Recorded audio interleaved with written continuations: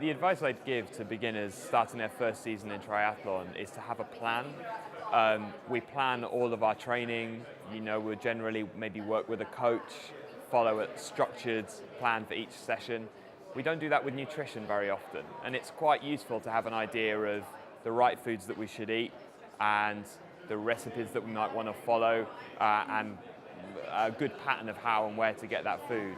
So I generally recommend that you find a really good book that does good recipes that are all wholesome and nutritious, and then pick some of the recipes that you like out of there. Do your shopping in one big go, and then when you've got all of the food, you can make the recipes, you can follow that structured plan, and take time to understand nutrition as well. Speak to someone who can help you work out when to have carbohydrates and how much energy to take in.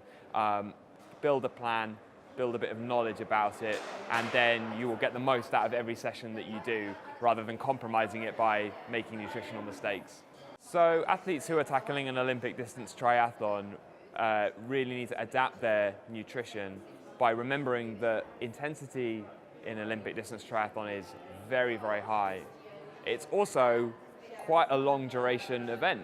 The Brownleys might be doing it in an hour and 45, but most of us are doing it in 2 hours or, 3.5, maybe 4 hours.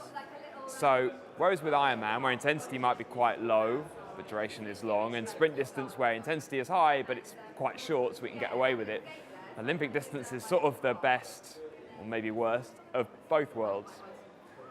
Because intensity is high, we're using carbohydrate. So we need to make sure that we're taking on board enough carbohydrate each hour to sustain our performance, because or else we would run out after maybe an hour and 45 minutes to 2 hours. So we want to take on board maybe between 30 and 60 grams of carbohydrate from about an hour into the race through to the end. So 1 gram a minute for every minute that you're racing after an hour, and drip feed that energy into the body. Spread it out as much as you can. So maybe don't just rely on one gel or one drink.